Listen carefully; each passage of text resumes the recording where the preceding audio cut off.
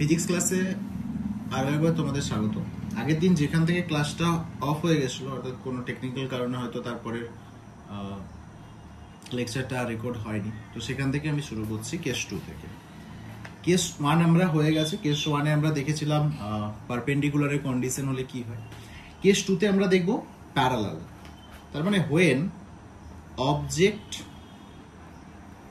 when object moves parallel to mirror. ওকে, তো জিনিসটা কি মনে করো এই হচ্ছে একটা প্লেন মিরর, এখানে তুমি অবজেক্ট রেখেছো, এখানে তুমি কি রেখেছো না, এখানে তুমি অবজেক্ট রেখেছো। তো যখন এই অবজেক্ট তুমি এখানে রেখেছো, তার মানে ইমেজ কোথায় ক্রিয়েট হবে? তার মানে এই হচ্ছে আমার অবজেক্ট। এবার তুমি যদি অবজেক্ট এইখানে রাখো, ইমেজ কোথায় ক্রিয়েট হবে তুমি জানো, সেম এখান থেকে যতটা ডিস্টেন্স হবে এখান থেকেও সেম ডিস্টেন্স হবে, এটার নাম দিয়ে দাও তুমি ইমেজ আই। এরপর যখন এখান থেকে মনে করো 5 মিটার উপরে উঠলো, ঠিক আছে, তাহলে এখন অবজেক্ট কোথায়? এখানে। তাহলে এখন ইমেজ কোথায় ক্রিয়েট হবে? সেম এখান থেকেও 5 মিটার উপরে তৈরি হবে, তাহলে এটাকে নাম দাও আই প্রাইম। এইভাবে যত উপরে যাবে যতটা ইয়েতে থাকবে সেম ইমেজ থেকে সেম ডিস্টেন্সেই তৈরি হবে তোমার, মানে এখান থেকেও সেম ডিস্টেন্সে তৈরি হবে।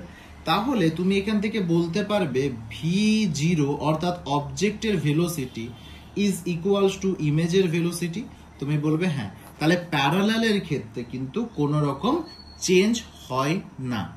মনে থাকবে, এটা মনে রাখবে। তাহলে লিখে রাখো no effect on v0 or vi on parallel motion of mirror। হয়ে গেছে? লিখে রাখো। একচুয়ালি একটা অঙ্ক করে নাও, তাহলে এই জিনিসটা ক্লিয়ার হয়ে যাবে। চলো, মনে করো এই হচ্ছে আমার একটা মিরর, এই হচ্ছে আমার মিরর, আর এই হচ্ছে আমার অবজেক্ট। কি অবজেক্ট 5√2 স্পিড নিয়ে যাচ্ছে, বেগ নিয়ে যাচ্ছে, আর এই হচ্ছে আমার অ্যাঙ্গেল, মনে করো 45 ডিগ্রি।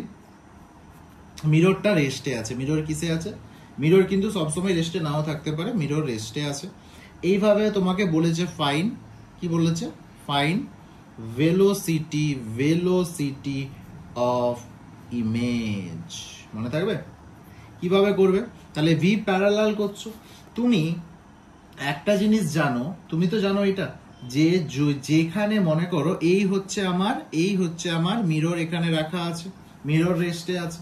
মিরর যদি রেস্টে থাকে, এখান থেকে এইটা কোন দিকে যাচ্ছে? এই দিকে যাচ্ছে 5√2। এখান থেকে কত ডিগ্রি? 45 ডিগ্রি। এখান থেকে কটা উপাংশটা ভাঙবে বলতে পারবে? একটা কস আর একটা সাইনে ভেঙে যাবে। তাহলে এই দিকটা হচ্ছে ভি প্যারালাল, এই দিকটা হচ্ছে ভি পারপেন্ডিকুলার। তাহলে ফার্স্টে ভি পারপেন্ডিকুলারটা বার করো তো। ভি পারপেন্ডিকুলার মানে এদিকটা কি হবে? অ্যাঙ্গেলের 5√2 কস। এইগুলো বলার প্রয়োজন নেই, এগুলো সব জানো ভেক্টরে অলরেডি। 5√2, তার মানে 5√2 ইন্টু 1/√2, তার মানে 5 আসছে পারপেন্ডিকুলার। এবার প্যারালালটা বার করো। প্যারালালটা কত আসবে? 5√2, এদিকটা ওদিকটা কি হবে? সাইন হবে, সাইন 45 ডিগ্রি, তার মানে এটা চলে আসছে সেম 5। তাহলে এবার ইমেজটা কোন দিকে ক্রিয়েট হবে? দেখো, এই হচ্ছে যদি তোমার এই হচ্ছে আমার 5, তার মানে অবজেক্ট এদিকে, ইমেজটা আমার এদিকে আসছে। আর এখান থেকে কোন দিকে হবে? উপর দিকে হবে, তার মানে এদিকটাও 5, এদিকটাও 5। তাহলে vi তো সমান তুমি কি পাবে? মাইনাস, এটা যেহেতু অপোজিটে আসছে সেই জন্য -5i ক্যাপ লেখো, আর এটা উপর দিকে যাচ্ছে এটাকে প্লাস লেখো 5j ক্যাপ। এই চলে এলো তোমার কি না ভেলোসিটি অফ ইমেজ চলে এলো। এটা যদি তুমি ম্যাগনিটিউড বার করতে চাও, এটা রুট করে দাও, তাহলে ম্যাগনিটিউড তোমার বেরিয়ে যাবে। আশা করি এটা বোঝা গেছে, এমন কোনো কঠিন কিছু না। এবার তুমি যদি বলো যে কস বা কোথা থেকে হলো, সাইন কোথা থেকে হলো সেটা জানি না, তাহলে তোমাকে সার্চ করতে হবে আমার এই চ্যানেলে গিয়ে যে ভেক্টর ক্লাস। তাহলে সেখান থেকে গিয়ে তুমি এটা বুঝতে পারবে। ঠিক আছে, আশা করি এখানে তোমরা এটা সবাই জানো। এবার আমরা পড়বো বিভিন্ন টাইপের মিরর। ফার্স্ট হেডিং করো স্ফেরিক্যাল মিরর। Spherical mirror. 1 নম্বর ফার্স্টে ইন্ট্রোডাকশন, হেডিং করো ইন্ট্রোডাকশন। এইটাকে আমরা কি জেনেছিলাম? এটাকে আমরা কি জেনেছিলাম? তুমি বলবে স্যার এটাকে আমরা জেনেছিলাম যে প্লেন মিরর। কি জেনেছিলাম? Plane mirror. এটাকে আমরা কি জেনেছিলাম? না প্লেন মিরর। এই রকম দেখতে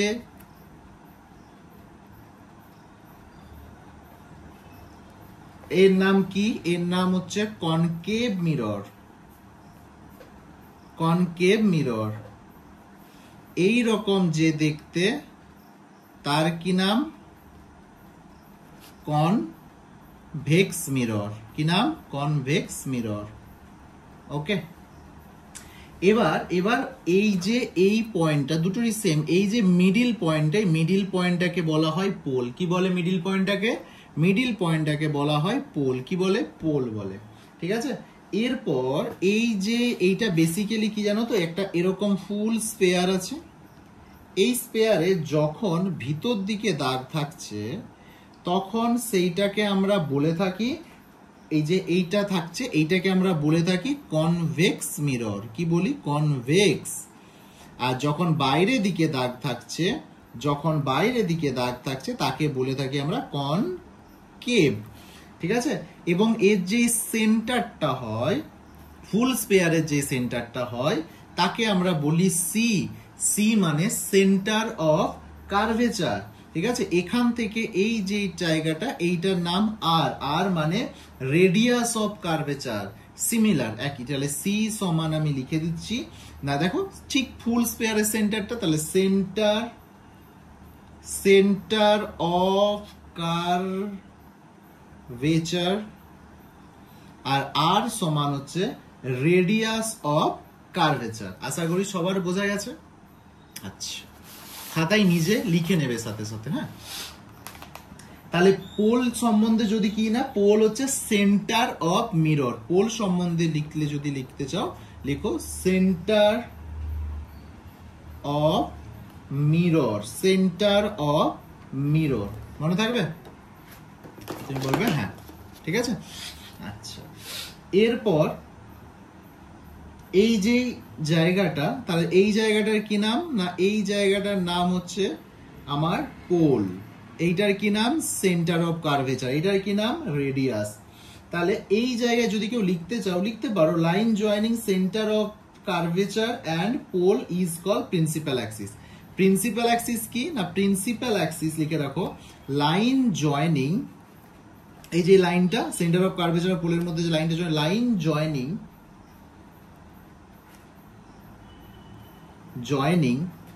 center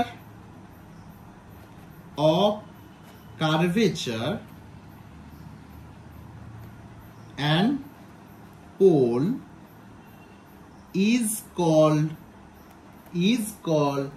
principal axis. Is called principal axis. মনে থাকবে? এই যে সেন্টার অফ কার্ভেচার আর পোলের মাঝে যে লাইন জয়েনিং, যে দুটোকে কানেক্ট করেছে, এইটাকেই বলা হয় আমার প্রিন্সিপাল অ্যাক্সিস। এবার অ্যাপারচার বলে হেডিং করো অ্যাপারচার। এটা হচ্ছে, মনে করো এই হচ্ছে আমার মিরর। যখন খুব ক্ষুদ্র থাকবে, ছোট্ট, তার এই যে এই জায়গাটা বাটির মতো, সেই মালা বাটি হয় না, তার মতো যে নারকেলের ইয়ে, সেই বাটির মতো যে জায়গাটা, এইটাকে বলা হয় আর। এই আরটাকেই বলা হচ্ছে রেডিয়াস। এই পুরো জায়গাটাকে কি বলা হয় জানো তো? এটাকে বলে অ্যাপারচার। আর এই আরটাকে কি বলা হয়? Radius of aperture. মনে থাকবে? এটাকে কি বলে না? Radius of aperture. আচ্ছা, চলো নেক্সট। এবার এবার এবার এবার আমরা হেডিং করব না ফোকাস, ফোকাস তাকে আমরা এফ দিয়ে প্রেজেন্ট করি। এর আরেকটা নাম আছে কি জানো তো, এর আরেকটা নাম হচ্ছে ফোকাল পয়েন্ট, ঠিক আছে? এই দুটো নামে পরিচিত। ফার্স্টে আমরা দেখব কনকেভ মিরর। কার দেখব? ফার্স্টে দেখব কনকেভ মিরর। কনকেভ মিরর, তাহলে ফার্স্টে মিরর এঁকে নেব, ফার্স্টে মিরর এঁকে নেব। মিরর এঁকে নিলাম, এই পয়েন্ট হচ্ছে মিররের পোল, এই হচ্ছে আমার সেন্টার অফ কার্ভেচার। আলো আসছে, এখানে ধাক্কা মারার পর আলো যেই জায়গায় মিলিত হবে, অর্থাৎ এই পার্টটাকে, এর কন্ডিশন আমরা সব পড়বো, এই জায়গাটাকে আমরা বলবো কি জানো তো, এই জায়গাটাকে আমরা বলবো ফোকাস। সিমিলার ভাবে আসছে, এটাকে আমরা বলবো ফোকাস। এবং আলো পড়ার পর কি হবে, একটা তো তোমার নর্মাল হয়, সেই নর্মাল হচ্ছে আমার এই পয়েন্টটা, সেন্টার অফ কার্ভেচার। এগুলো সব ডিটেলসে আমরা পড়বো, ঠিক আছে? আচ্ছা, এবার এবার এবার আমাদের সিলেবাসে একটা খুব ভালো কথা মনে রাখো, আমি বলছি তোমাদের সিলেবাসে যেই মিররগুলো আছে সেই মিররগুলো না খুব ছোট হয়, মিররগুলো খুব ছোট হয়। দেখো এই মিররটা সাইজে বড় আছে, যদি এর থেকে ছোট আমি করি অ্যাঙ্গেল কিন্তু ছোট হবে। তোমাদের ম্যাক্সিমাম যে কোশ্চেন আসবে 90%, 95% সব ওই ছোট মিরর ধরে, মানে ছোট মিররে ওই মিররটা খুব ছোট হয়, ঠিক আছে? সেখান থেকেই কোশ্চেন আসবে। তো এখান থেকে ফোকাস কি বোঝা গেছো, এইটা লিখে রাখো, রে শুড বি প্যারা এক্সিয়াল রে। তার মানে কি, তার প্যারা এক্সিয়াল মানে হচ্ছে very very close, very close two, very close two principal Axis, very close two principal Axis. মানে এটা আমার প্রিন্সিপাল অ্যাক্সিস, এই যে তোমার রেটা সেটা এই প্রিন্সিপাল অ্যাক্সিসের খুব কাছে থাকবে। মনে করো এরকম একটা মিরর দেওয়া আছে, এই হচ্ছে প্রিন্সিপাল অ্যাক্সিস, এখানে আলো পড়ে, দেখো এখানে হলো প্রিন্সিপাল অ্যাক্সিসের কত কাছে, এটা যেমন ডিস্টেন্স আছে, এটা প্রিন্সিপাল অ্যাক্সিসের কত কাছে, এটাই বলতে চেয়েছে। আর এই কনকেভ মিরর সব সময় রিয়েল ফোকাস ক্রিয়েট করবে, মনে থাকবে। আচ্ছা, এবার হচ্ছে কনভেক্স মিরর। নেক্সট টপিক আমাদের কনভেক্স মিরর। কনভেক্স মিরর, এই রে তোমার এসে পড়ে কেন এদিকে, সেগুলো আমরা আলোচনা করব, সেটা আমরা নেক্সট ক্লাসে আলোচনা করব। কনভেক্স মিরর, দেখো কনভেক্স মিরর, তাহলে এঁকে নাও ফার্স্টে তোমার কাজ অনুযায়ী কনভেক্স মিরর। তাহলে কনভেক্স মিরর এঁকে নিলে, কনভেক্স মিরর যখন এঁকে নিলে, কনভেক্স মিররের পর এই জায়গার নাম কি, তুমি বলবে স্যার পোল। এই জায়গার নাম কি, তুমি বলবে স্যার ফোকাস। এই জায়গার নাম কি, না সি। তাহলে আলো আসছে, এই আলো কি হচ্ছে, এই দিকে বেরিয়ে যাচ্ছে, আলো আসছে, আলো এই দিকে বেরিয়ে যাচ্ছে, একটা ইমাজিনারি রেখা এখানে মিলিত হবে, দিয়ে এখানে ইমেজটা ক্রিয়েট করবে। আর সেকেন্ড হচ্ছে এর একটা তোমার নর্মাল, সেটা অলওয়েজ কোথায় হবে, সেন্টার অফ কার্ভেচারে। তাহলে টেনে নাও। আচ্ছা, বোঝা গেছে এটাই। আর এখান থেকে দেখো রেটা অলওয়েজ কি হবে, ইমাজিনারি রে হবে, মনে রাখবে। আচ্ছা আচ্ছা, ফোকাল লেন্থ কি, ফোকাল লেন্থ মানে distance from pole to focus. এই যে ফোকাস আছে আর এই পোল, এই যে ডিস্টেন্সটাকে বলা হয় ফোকাল লেন্থ। কি বলা হয়, বলা হয় ফোকাল লেন্থ। এটা লিখে নেবে, ঠিক আছে? আচ্ছা, এরপরে যে জিনিসটা আমি বলবো, এই জিনিসটা কিন্তু খুব খুব ইম্পর্টেন্ট, কথাটা মন দিয়ে শোনো। ফার্স্টে আমি কনকেভ মিররের ক্ষেত্রে দেখছি, ফার্স্টে আমি দেখছি কনকেভ মিরর, কনকেভ মিরর। ওকে, খুব মন দিয়ে শোনো। মনে করো এই হচ্ছে আমার কনকেভ মিরর, এই হচ্ছে তার পোল, এই হচ্ছে তার ফোকাস, এই হচ্ছে তার সেন্টার অফ কার্ভেচার। আচ্ছা, এবার এবং এই এখান থেকে এই ডিস্টেন্সটাকে কি নাম দেওয়া হয়েছিল, আর দেওয়া হয়েছিল। কি দেওয়া হয়েছিল, আর দেওয়া হয়েছিল। তুমি বলবে যে স্যার এইটা তো আর দেওয়া হয়েছিল, আমি বলবো হ্যাঁ নিশ্চয়ই আর দেওয়া হয়েছিল, তাহলে এটা আর ধরে নাও। এরপর এই যে এখান থেকে আলো যখন পড়ছে সে কিসে আসবে, ফোকাসে আসবে। তাহলে যখন ফোকাসে একটা নিশ্চয়ই ট্যানজেন্ট মানে তোমার নর্মাল করছে, এইটা হচ্ছে যদি থিটা হয় এইটাও থিটা হবে, এটা আমরা জানি কন্ডিশন। আচ্ছা, এরপর কি হলো, এরপর এটা সেন্টার অফ কার্ভেচার, এইটা হচ্ছে আমার কি না নর্মাল, এই হচ্ছে পোল, এই পুরো ডিস্টেন্স হচ্ছে আর, এখান থেকে এই ডিস্টেন্স হচ্ছে স্মল এ। আচ্ছা, এবার এখান থেকে একটা ইমাজিনারি ডিস্টেন্স তুমি ধরে নাও তো এক্স, এটা এক্স ধরে নাও, তাহলে এক্স হলো, এবার এখান থেকে পুরো যদি আর হয় এই বাকি পার্টটা এটা তোমার আর বাই টু হবে না? তুমি বলবে হ্যাঁ স্যার আর বাই টুই হবে। আচ্ছা, এটা তাহলে আর বাই টু হবে, এখান থেকে এই পার্টটা আর বাই টু হচ্ছে। এবার এখান থেকে একটা নতুন পয়েন্টের নাম দাও, তুমি ধরো এই জায়গাটায়, এখানটায় ধরো বি নাম দাও, তাহলে এখান থেকে এটা আর বাই টু হচ্ছে, তাহলে এখান থেকে টেনে নাও। আচ্ছা, তাহলে এই যে তুমি যে ত্রিভুজটা পেলে সেটাকে আলাদা করে আঁকো। দেখো ঠিক এইরকম একটা ত্রিভুজ পেয়েছো, এখান থেকে ছবিটা তো গেবড়ে গেছে, বুঝতে অসুবিধা আছে, আমি এঁকে দিচ্ছি। এই হচ্ছে আমার বি, অর্থাৎ এই জায়গাটায় বি ছিল, এই জায়গাটায় আমার এফ ছিল, এই জায়গাটায় আমার সি ছিল। এখান থেকে এই বি পর্যন্ত এই জায়গাটাকে আমি আর বাই টু বলেছিলাম, পুরোটা যদি আর হয় তাহলে এটা তার হাফ আর বাই টু, তাহলে এটা আর বাই টু হবে। এই পার্টটা হচ্ছে আমার থিটা অ্যাঙ্গেল করে আছে, এইটাকে আমি এক্স ধরেছিলাম, এটা হচ্ছে আমার এক্স। আচ্ছা, এখান থেকে আমি যদি বার করি, এখান থেকে আমি কি বার করে নেবো জানো তো, এখান থেকে আমি বার করব cos থিটা সমান, তুমি বলবে sir r by two x, এটা আমরা জানি cos থিটা সমান আর বাই টু এক্স, তাহলে এক্স সমান কি হবে, এক্স সমান r divide by two cos theta. আচ্ছা, এটাকে 2 মিনিটের জন্য হোল্ড করো। তুমি বলবে স্যার এখান থেকে তো আমার ফোকাল লেন্থ তো আমি জানি এফ সমান আর বাই টু, তো এত কিছু জানানোর প্রয়োজন কি আছে? প্রয়োজন আছে, এটা তুমি জানো, এটা তুমি জানো, কিন্তু এরও কিছু লিমিটেশন আছে, ঠিক আছে, সেটা বোঝো। তাহলে x সমান কি এসছে না, x সমান এসছে তোমার r divide by 2 cos theta, এটা তোমার চলে এসছে। এবার x সমান r divide by 2 cos theta এসছে, তাহলে x সমান এটাকে আমি এভাবে লিখতে পারি r বাই 2 sec থিটা। তুমি বলবে হ্যাঁ স্যার পারি। আচ্ছা, এবার যদি আমি এখান থেকে স্মল এফটা বার করি, স্মল এফটা বার করি, স্মল এফ মানে কি বলতো, স্মল এফ মানে এই তোমার এই পার্ট থেকে এই পার্টের ডিস্টেন্সটা স্মল এফ, বা এখান থেকে এই ডিস্টেন্সটাকে স্মল এফ, তাহলে এই স্মল এফটা যদি আমি বার করি, তাহলে আমি আর মাইনাস এক্স করলে বার করতে পারবো না, এই পুরোটা মাইনাস এই শর্টটা, তাহলেই তো এটা বেরিয়ে যাবে। এইটুকুটা বার করার জন্য এইটা মাইনাস এই ছোটটা বার করলে যাবে। এবার আর সমান তুমি জানো, আর লিখে দাও, এক্স সমান তুমি কি জানো, r by two sec theta, তাহলে এফ সমান কি চলে এলো তোমার r minus r by two sec theta.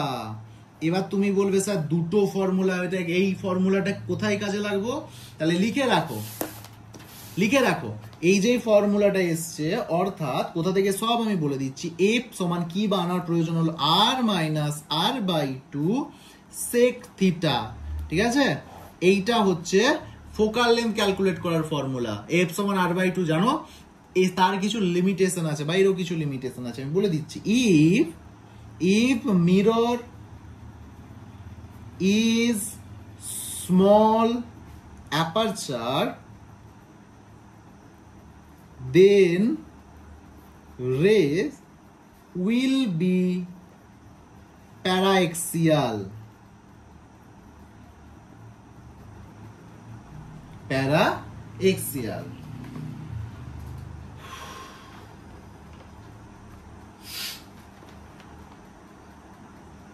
ঠিক আছে, তাহলে মনে করো যদি মিররটা এরকম ছোট হয়, তার ঠিক এই জায়গাটা যদি তোমার ছোট হচ্ছে, অর্থাৎ তখন থিটা কি, থিটা যদি তোমার ভেরি স্মল হয়, থিটা যদি তোমার ভেরি স্মল হয়, সেক্ষেত্রে তুমি লিখতে পারো এটা sine theta near equal theta, cos থিটাকে লিখতে পারো নিয়ার ইকুয়ালস টু 1, তার মানে সেক থিটা কত আসবে, সেক থিটাও চলে আসবে নিয়ার ইকুয়ালস টু 1। আচ্ছা, তাহলে সেই কন্ডিশনে এই ভ্যালুতে বসাও তো, তাহলে এফ সমান, দেখো এফ সমান যদি আসছে এফ সমান আর সেক থিটা 1 মানে কত আসছে, এখান থেকে তোমার আসছে যদি বসাও এফ সমান আর বাই টু চলে আসছে।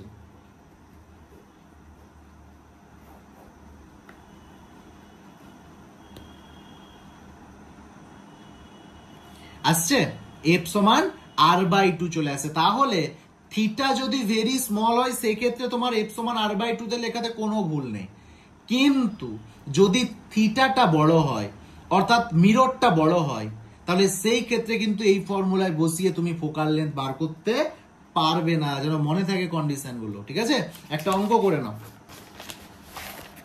আচ্ছা ভিডিওটা বড় হয়ে গেছে, অঙ্কটা নেক্সট ভিডিওতে আমরা দেবো। ঠিক আছে, চলো নেক্সট ক্লাসে দেখা হচ্ছে।